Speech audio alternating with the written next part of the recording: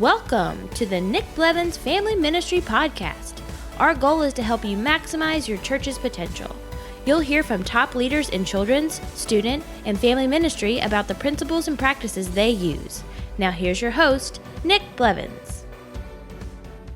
Hello and welcome to episode 233 of the podcast. We talk with Trisha Peach in this episode all about children's ministry principles, everything you need to, have great volunteer teams and get students involved and systems and all these kinds of things that are just important to lead a healthy children's ministry. We don't feel like you're scrambling every week, but instead you're actually leading. And we talk about some of Trisha's books. She's got a new book out, but she has other books she's written as well. And all of that is kind of woven into this conversation here that I think you're going to enjoy. Before we jump in, we are opening up membership again with Ministry Boost. We only do this a few times a year, 4 times a year maybe at most. And so it'll be open for just about 10 days. It opens on Wednesday, June 9th, and closes on Monday, June 21st. So we have got some new things in store for membership. If you join now for the summer, we wanted to help you maximize summer, make the most of summer. If you have VBS or something like that, you're probably full bore towards that. If you get student trips, you're focused on that. Of course, a lot of student ministries aren't doing trips this year, but maybe you are. But the other thing about summer, especially when you get past some of those things, is it's a good time to work on something, to get something improved, to develop it, to make it better before you head into the next ministry season. So 2 things that we're going to do this summer, if you join membership, is you can get free coaching throughout the summer. We'll help you with your ministry however you want. So a Ministry Boost coach will help you. You'll do a call every month, 1 call a month. June, July, and August, or, if you wanted July, August, September, that'd be fine too. But the idea is just to help you get started and make the most of that time with your ministry. And then the other thing we're doing are some ministry makeover Zoom calls, where we're basically going to have a topic, like an area of ministry that we're going to focus on together, and then have 3 or 4 or 5 weekly Zoom calls to focus on it. So it won't be like a course, because it's not about us teaching. It's more about practically digging in and working on these projects together. And some of the projects will include moving to weekly volunteers. That would help you tremendously if most of your volunteers don't serve weekly. So that might be a project you want to jump in on. Aligning your next gen team. So if you're a next gen or family pastor and you want to have an aligned team, or maybe you're not, but you still want to have an aligned team. So if you're the student pastor, you're going to children's pastor, and you're going to do that together to really align your strategy there. We're going to have one on digital kidmin, which I'm really excited about. That is so important now. That's not something we want to just go away, after COVID. And we're going to have a summer project on that. And you'll be able to sign up for 1 or 2 or all of them, if you want, if you become a member. So go to ministryboost.org to check out membership. Sign up by June 21st. We'll kick off most of the summer projects in July. 1 or 2 of them may not even start until August, but those are the 2 months when we'll primarily run those projects. Get all the links and notes and everything at nickblevins.com/episode 233. But let's jump in and listen to Trisha Peach as she talks about core children's ministry principles. Today we have Trisha Peach on the podcast. Welcome, Trisha. Hi, thanks for having me. Yeah, tell us about yourself and your family and your ministry as we get started. Oh, thanks so much. My name is Trisha Peach. Yes, I married into that name. It's an awesome name for a kids pastor, Pastor Peach. Yep. I married Scott Peach. We met in Bible college. He was a psychology major, and I was a children's pastoral major. And back then, that was not really done. Yeah. So people were like, "Oh, you were so called to ministry. You're going to throw it all away." No, had no intention of throwing it all away. But right now, he works IT. We've been married 21 and a half years. He is such a bonus to the ministry because, as you know, kids are native technology speakers. You have to be able to work with technology. And that's what the piece he brings when I travel. He's amazing at that end of it. We have 2 kids. Logan is, I can't even believe I'm saying this, almost 18. He'll be 18 in June. He's going to be going to Wisconsin Lutheran College in the fall for physics and astronomy, so he can work in astrophysics. He did not get that from me at all. Not at all. And then our daughter is right now a freshman in high school. Again, where did the time go? But we live in central Wisconsin. It was really cold here. A couple weeks ago, it was like minus 30 with the wind chill. It's gotten a little better now. The snow's starting to melt. Yay! I'm so happy. That's cool. Yeah. I complain about 25 degrees here in Maryland or whatever. So, and of course, people in Florida are cold when it's 60. So it's all relative, yes! I guess. Yeah, so, yes. I want to talk about a couple of your books, Children's Ministry from Scratch and your Children's Ministry Beyond the Basics. But before we hit that, tell a little bit about your experience in children's ministry in a couple of different churches in your tenure. Absolutely. Absolutely. Well, I spent the last 17 years full-time as a staff children's pastor, some of that in Minneapolis and some in Dayton, Ohio, Christian Life Center in Dayton. Give them a shout out. I was on staff at this church in Dayton with 3,000 people. I started with 300 kids, and within 9 months, we had 600 kids. And then the volunteers went from about 100 to 276 volunteers. So I liken it to running downstairs in the dark, hoping you don't hit anything on the way down. It's one of those things of, oh, dear God, help us, where you call churches larger than yourself and try to find out different systems. Yeah. And then realizing what will work and will not work in your context. So that was, it was awesome. It was incredible. It's like, what if God does answer your prayer and they're coming out of the woodwork? Well, then you have to be ready if God answers in a big way. So I was doing that. I got to do this great missions trip to Swaziland, Africa. That really changed my perspective on a lot of things. I realized that a lot of the ways that we did kids ministry work no matter what the context is. And I want to explain that just a little bit. Usually when I tell people I worked at a mega church that long, they immediately tune me out and say, well, then you have no idea what I'm going through. I grew up in a church of under 100 people. My parents are home missionaries in northern Wisconsin. So my parents were pastoring small churches, usually had a bad split. And I grew up doing kids ministry, teaching Sunday school, even as a teenager, and then leading the kids church when I'm 16, 17. So I do understand what that's like to be in a church where everybody's older. And I think it was a few years back, I started realizing it seems that some principles of children's ministry apply no matter what the size of the church. There are some things that are different when you are in a massive church. That is just the way it is. I've heard people say, well, that's not spiritual to run it like a business. Well, let me tell you, you got 600 kids. You have to have some systems in place or you don't throw yourself off the building and tell the angels to catch you before you hit the ground. You better have some, the legal aspect, the liability, all that kind of stuff. So I had to learn those procedures, but a lot of the ways that the kids ministry grew was the same no matter what church. And then we had 4 sites that we launched at CLC. So they all different contexts. One was in a mall north of Dayton and Piqua. One is in a wealthier suburb, Beaver Creek. One was in Xenia. So you've got these different, one was in a school. So you've got different contexts. You've got set up mobile churches. You've got ones that they start with 30 people and then you watch them grow. So after the missions trip, I said, I really want to start writing some of these things down that are universal, that seem to work across the board, regardless of the context or how large the church is. And so I started writing. The first book is Your Children's Ministry from Scratch. And I just start with, if you're going in and you literally do not have anything, no budget, no volunteers, no kids, or this may be a relaunch too. It may not just be a launch. It could be a relaunch, an older church. And now you're in this position. What do you do?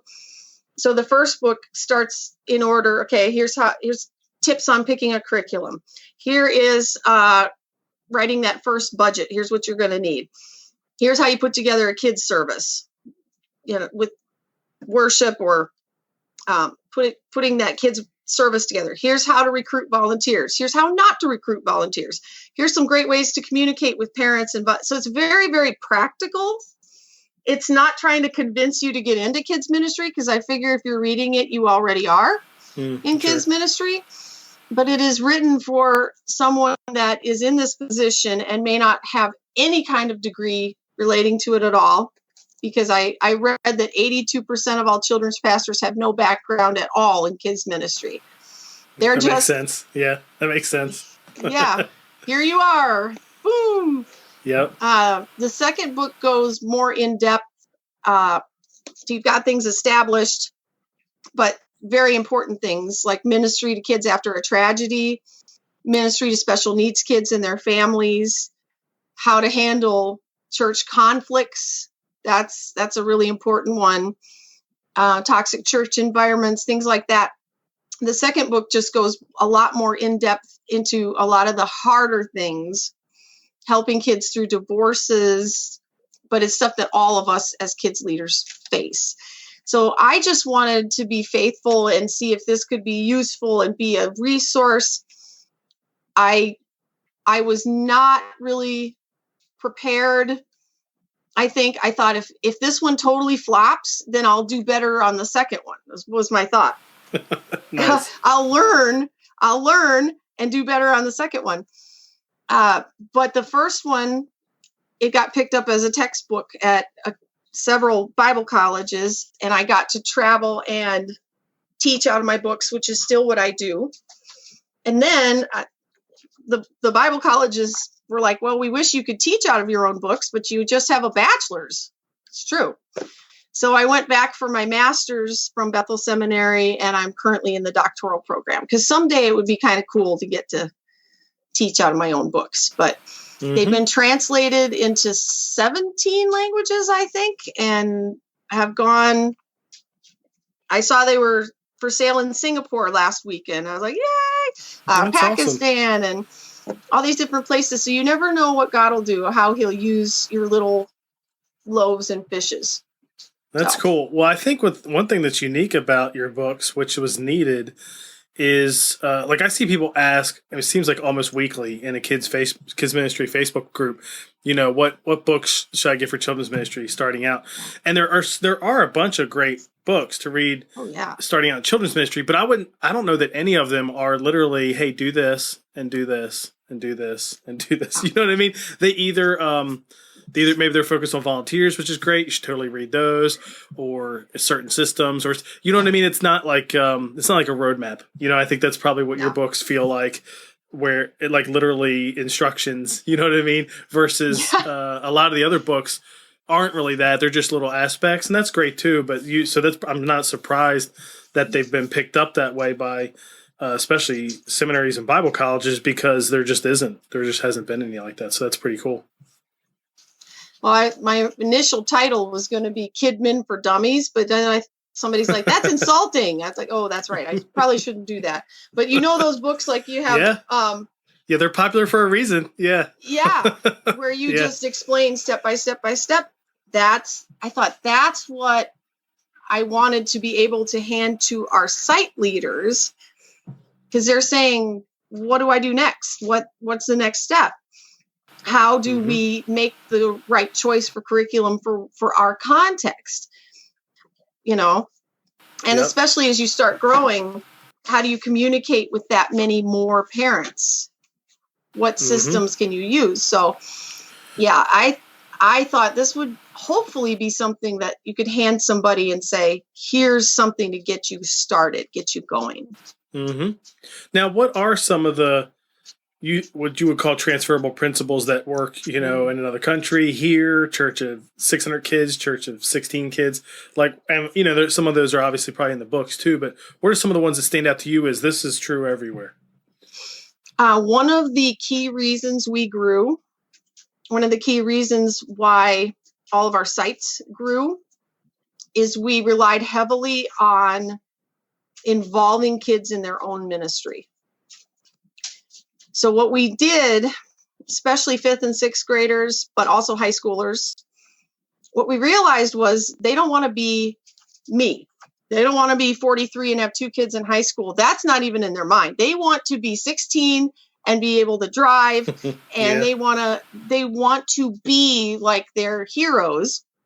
And what I believe is they're hardwired, for better or for worse, they're hardwired to imitate what they see the teenagers doing. So whatever your student ministries is doing this week, they're going to be doing next week. That's why we have Kids Bop 2,453 or whatever it is now. They want to do the same songs, some of which we know are just inappropriate, and they want to dress like these people. You see that and go, oh my Lord, you're 9. That's where they're getting it from, right? So I thought we need to set up leaders that we do want them to follow, that we do want them to imitate. So I began really pulling from student ministry some of the teenagers that were just really fired up for ministry, because they also get chances they don't get anywhere else to deliver kids' sermons, to learn to put together services, to lead.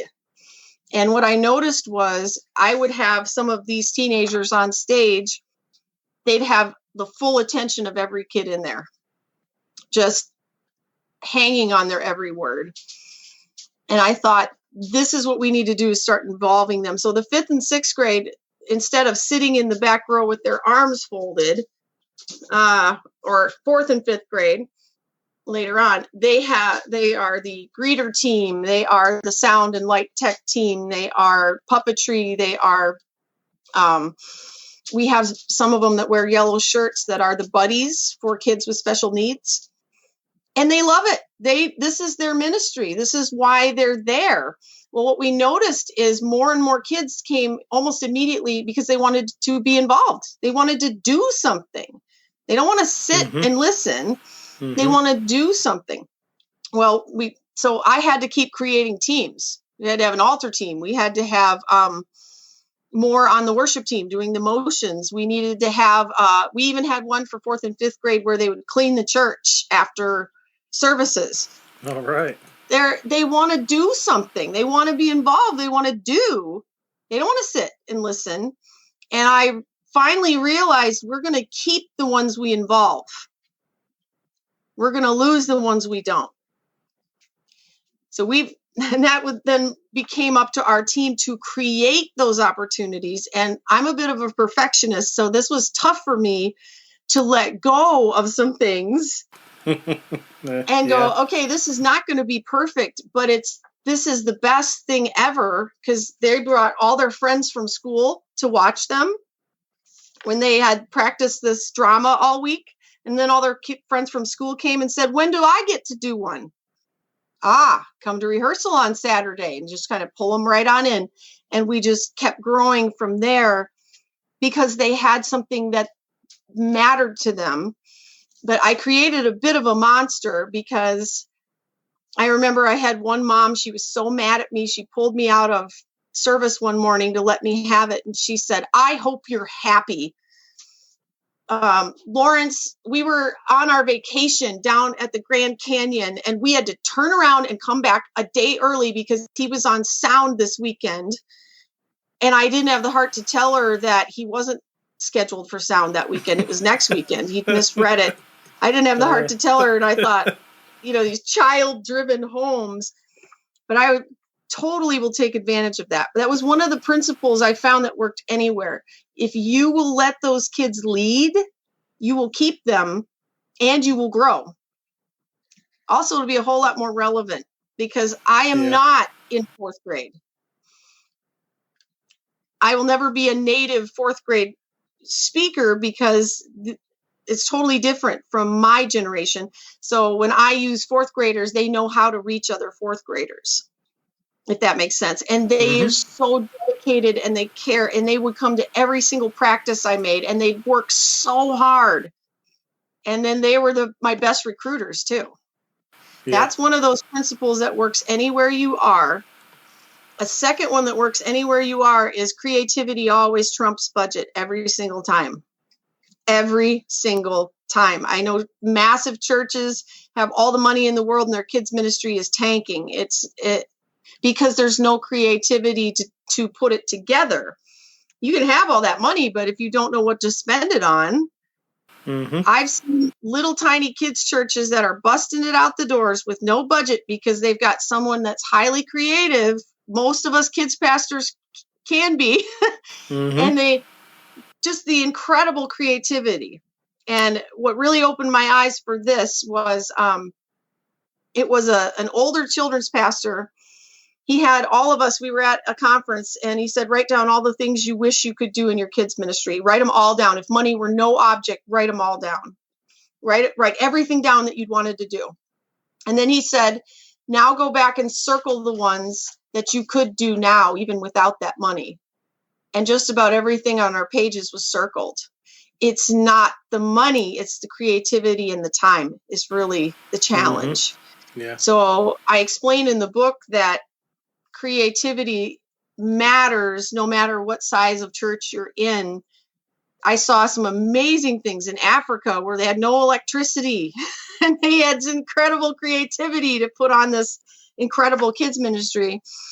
Those principles definitely apply. I think another one would be that kids love music.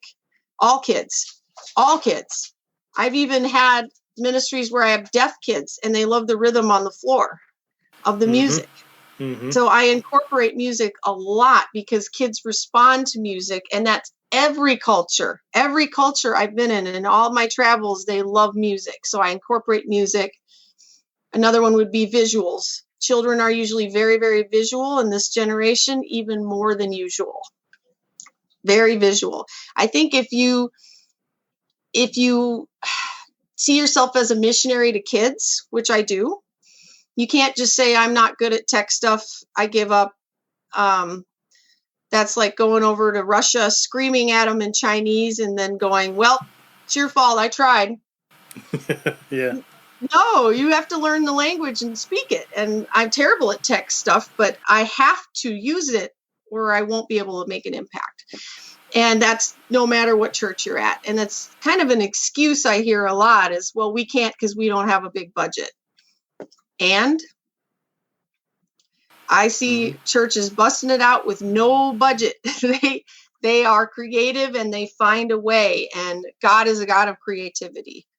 So I would say you learn, take free tutorials. I do tutorials on YouTube on how to do stuff. I will. I go to these conferences and I will ask other children's pastors, hey, I'll carry your luggage if you show me how to use that. I don't know how to do it.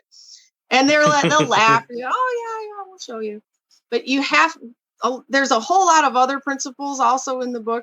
But I was shocked at how much applies no matter the size of the church. Yeah, definitely. Well, one thing that churches had to be creative about was this whole last year with pandemic and online and then in person and online and just so many different things. And you've been helping a church plant in your area. So tell us about the church plant and kind of this replant. And then I want to ask you about what children's ministry has looked like when it was online and you're getting ready to move into a building. And so just take us into tell us about the church first, and then let's talk about the children's ministry.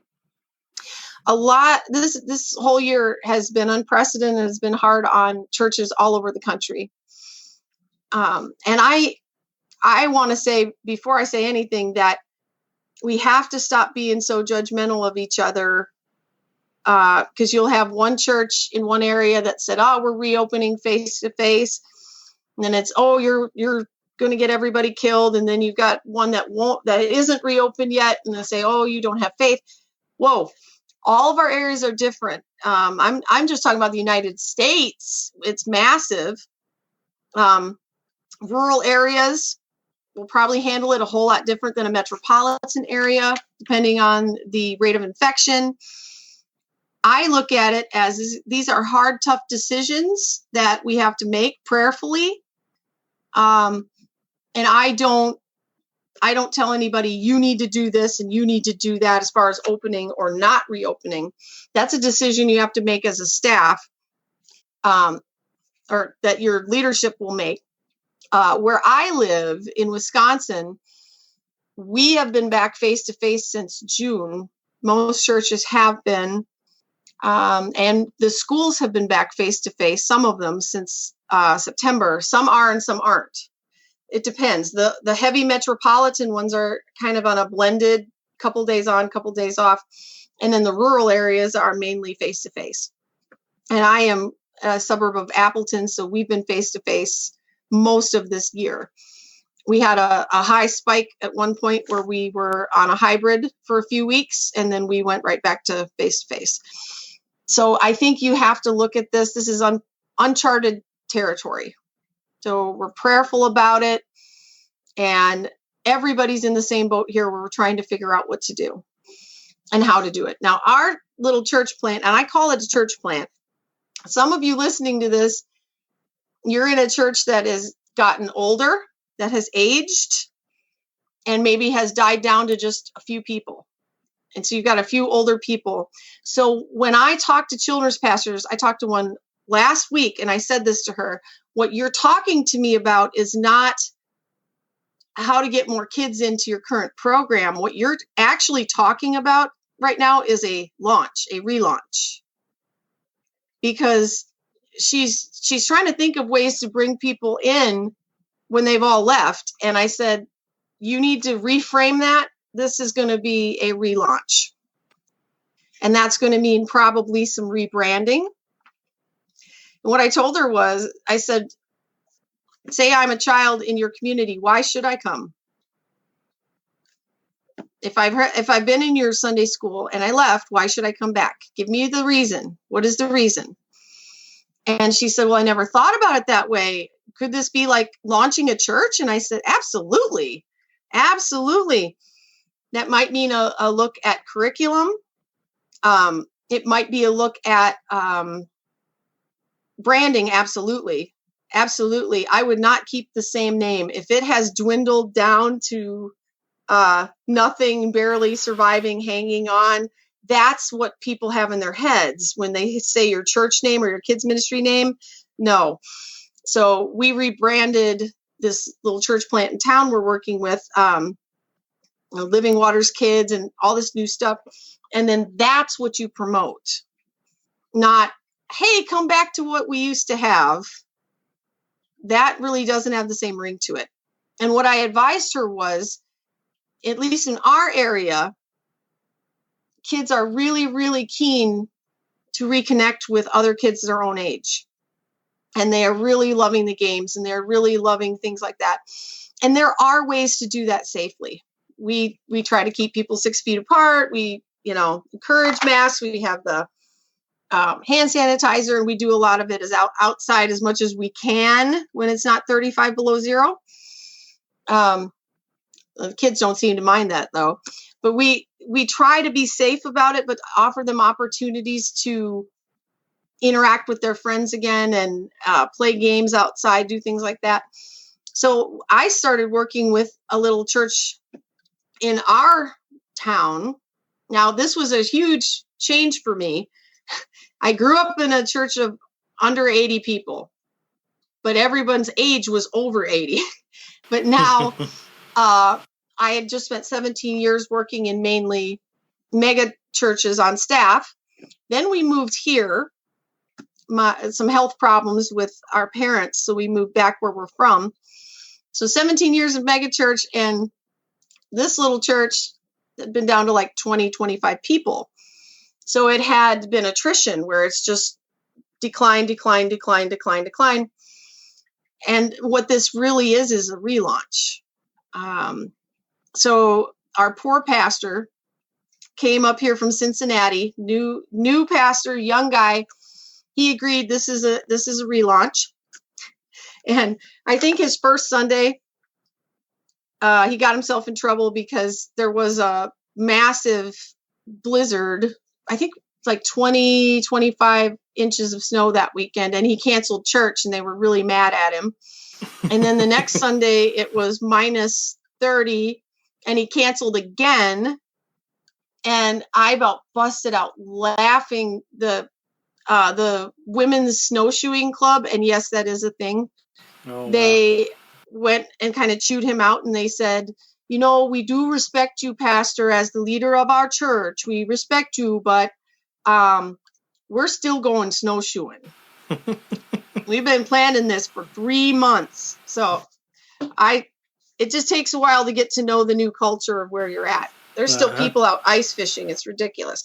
But we decided, okay, we want to build a new building. That was our first thought. And then someone anonymously, this never happens, someone anonymously who doesn't go to our church donated $100,000 for us to put toward a new building. Well, who buys a building in the middle of a pandemic? Seriously. Yeah. Well, we found this old glass bank on the river. It's massive, and they had it for sale a few years ago for $1.7 million. We bid $125,000, and they took it. That's and crazy. We bought it in cash. We're renovating it now this week, and we opened it for a potluck on the first day. It's not like open. We're not doing the launch till later. It was very, very packed on the first day. You know, we're trying to keep people 6 feet apart, but there's excitement because it's new. It's a launch. They're curious. They want to check it out. So here we are in the middle of a pandemic, renovating an old glass bank. But the upper floor for the kids and youth ministries is beautiful. It's awesome, overlooking the river. So that's what I'm doing in my free time, is we're working on that church launch, and I'm just amazed at what God's doing. It's just insane. So the church is growing. I think there were 20, 25, and there's 55 last Sunday. And we don't have our building yet. So it's a torn up mess, but people are really excited. So it was just cool to me. Again, when you involve people, I think maybe that is for the adults too. You keep the ones you involve. The pastor said, well, I don't want to list the things that need to be done because I'll sound mean. And I said, just tell them what needs to be done for the church renovation. And he said, well, all the tiles in here have to be pulled up, and all the light bulbs taken out, and all the light fixtures taken down. And everybody got up out of their seat at the end of church and started ripping up tiles and taking down light fixtures. I'm serious, in their church outfits. And I said, they're ready. Let's do this. So It's been an adventure. I'm really, really enjoying it, but I still travel. Well, up until COVID, I've been traveling, doing kids camps and teaching at conferences. And I love that. So this is another adventure on top of it, I guess. What did you all do with kids ministry online? Like, did he come right before the pandemic? Yes. Okay. And what did you all do with kids ministry online? I'm sure every church wrestled with that, but in a church plant, it's even different. So what did you all do? Well, the good part, if there can be a good part, is it forced us to really amp up that online presence. So I was actually in this room, video recording my kids ministry messages, my ventriloquism and object lessons. And as you know, it's 10 times harder when you don't have that feedback from the kids doing it live.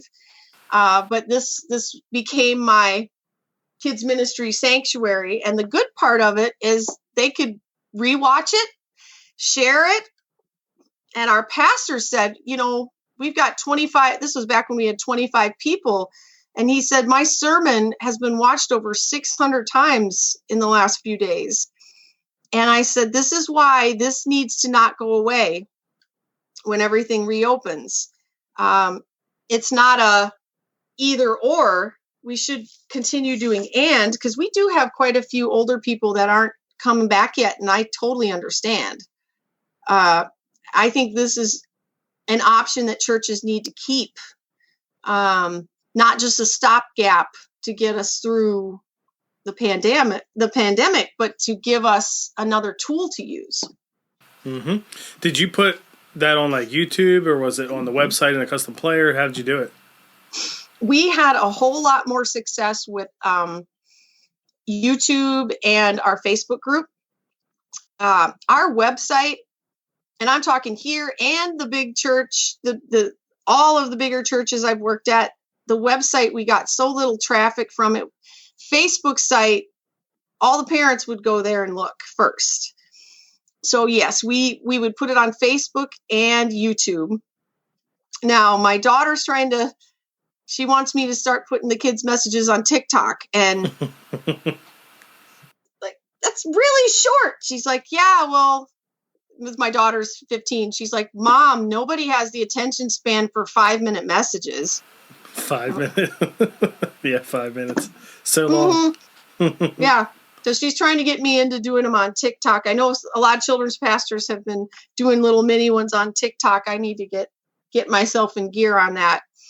But yeah, it forced us to use more technology, and I think with a good result. And so do you think you'll keep that? Are you meeting in person now, just not in that new building? Exactly. Yes. Okay. And so are you keeping it online too, and you're doing both in person and putting it online? Yes. Gotcha. Yes. And so our poor pastor, I think instead of doing it live, he'd been recording it on Fridays. Mm-hmm. And actually, that's exactly the same as what we did at the big church in Dayton. Our pastor would pre-record his message on Thursday or Friday, and then that was what was broadcast to the site churches on Sunday. Because, anything can happen with live feed. Mm-hmm. Yep. Live feed's tricky. Anything can happen with live feed. So pre-recording has its benefits. I see the benefit in either. We've changed up if you're talking about the main service, the pre-recorded message that you or even the whole service that you can watch on demand just recently to where it's more geared towards if you're new. So we actually, it's not the normal order of service. We don't sing as many songs. Like there's just not as much. The hosting isn't as long. But it's interesting because I had like a regular core attender ask me last week if we're going to do the live stream again, where what you're watching is the live thing in the room.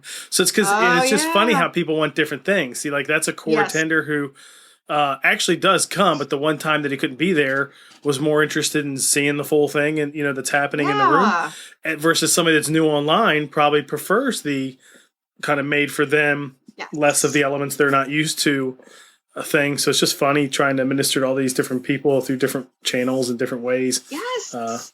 It's hard. It just takes more work. Even with kids, like I see like the question I see a lot of kids pastors asking now is, okay, we're meeting in person. We've been meeting in person. We're getting 30%. We're getting 50%, whatever we're getting. If they're more if they're more in the South or more rural, sometimes they're getting more 50%. If they're like where I am, churches are getting 20 to 30, and they're trying to figure out, do we keep doing all these things we were doing online? Some of them are creating kits that they're providing to families and trying to figure out where that line is. How are you all navigating the both end, like the in-person kids ministry and the online, and where do you spend your time and efforts and all that? That's an excellent question.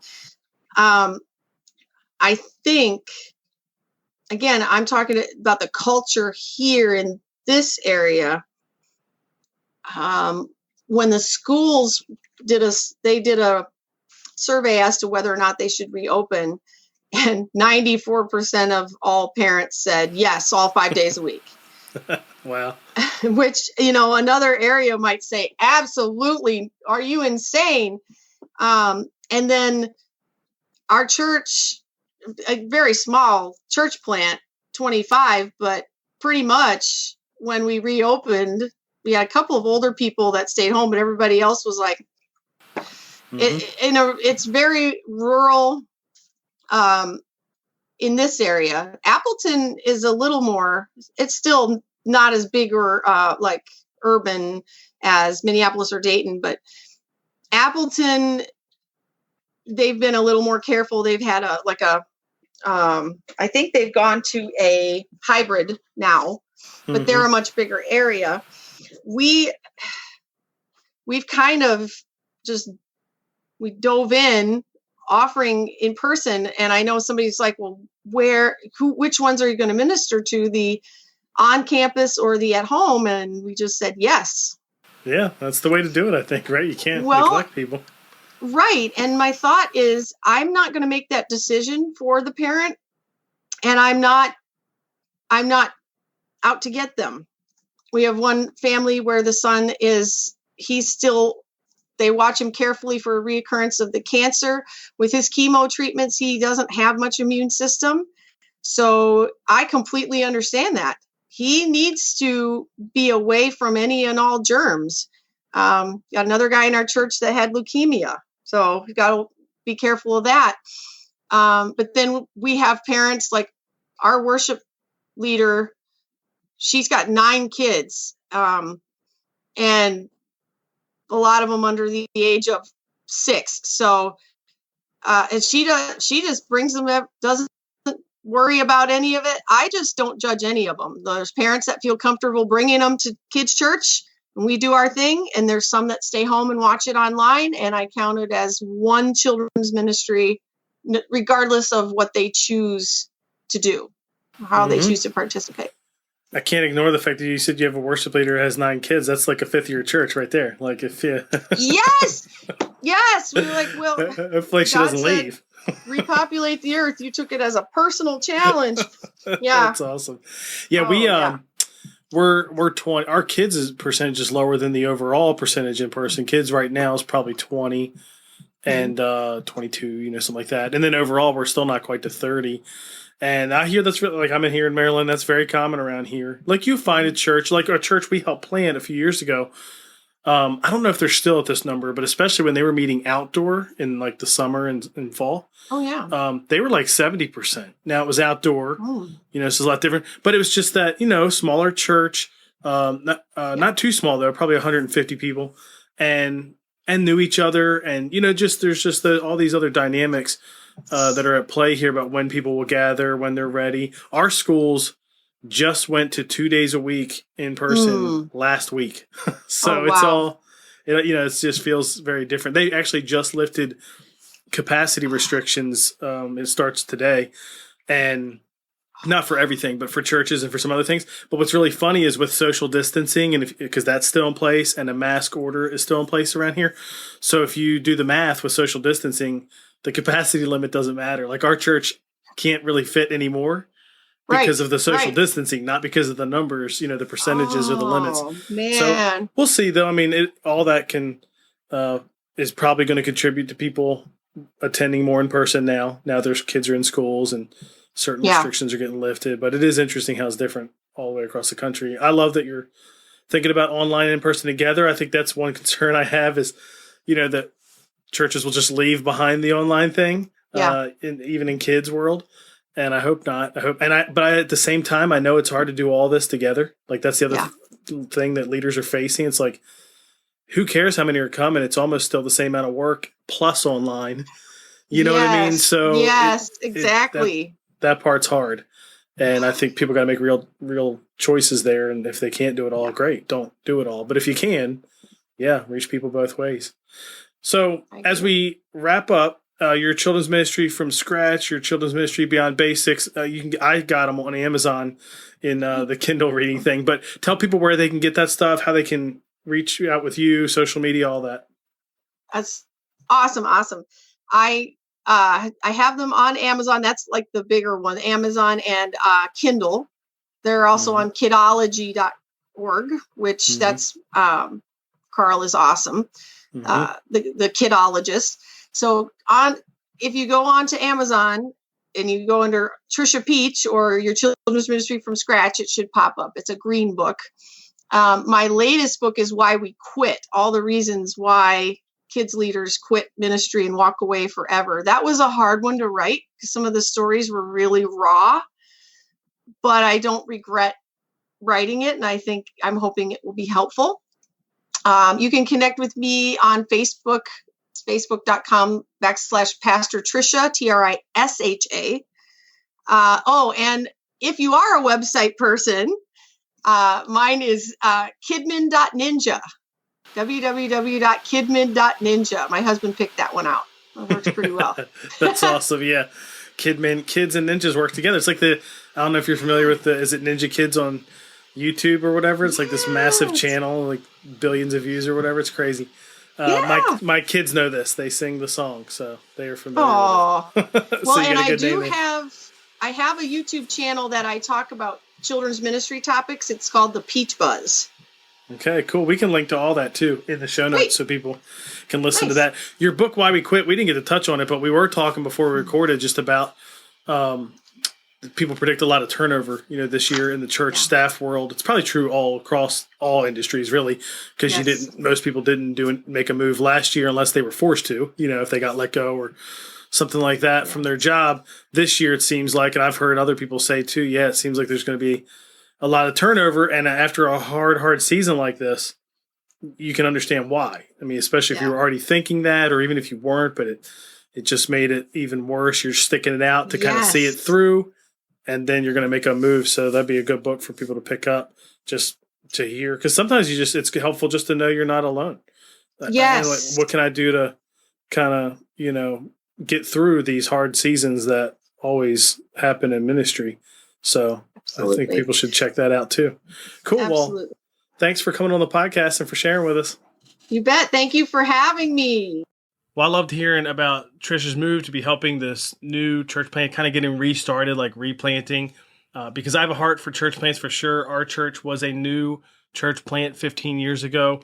Didn't know what to expect, if we'd make it, if anybody would come, building a lot of that stuff from scratch, but borrowing from so many other churches who've done great things. So love what she's doing there. And I love their conversation about children's ministry principles. Here are a few action items I thought of coming out of that interview. One is to get the book, obviously, get both books that I know of that we talked about, your children's ministry from scratch and your children's ministry beyond basics. Those will both be helpful to your ministry. There's some reality that a lot of us as leaders, depending on when we stepped in, maybe we've been leading for 15 years, maybe you've been leading for 5 months, but it's easy to forget some of the key foundational principles that really make such a big difference.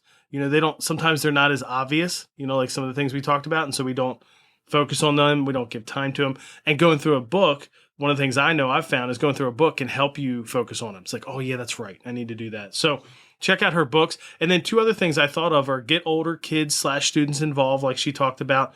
That has just been critical in our church to have students serving in our children's ministry for sure. And then write down everything you would do and do what you can. You know what I mean? When I heard her talk about this, I thought, gosh, I need this everywhere in my life. Not just in my church role, but at home, with this podcast, with everything else. Write down everything you would do, but do what you can. I mean, leadership is about making priorities and figuring out what is more important right now and stacking those things. I mean, if you're like me and every other ministry leader, there's probably 147 things you could be working on. And so how do you continue to reprioritize that list for what's important now and what's going to make the biggest difference? Get all the links and notes at nickblevins.com/episode 233. Check out ministryboost.org if you're interested in signing up for memberships, $27 a month for you, $47 a month for your entire staff. And you'll have that free summer coaching, and you can pick one or more of these ministry makeover summer projects to work on to develop your ministry this summer before we head into the next ministry season.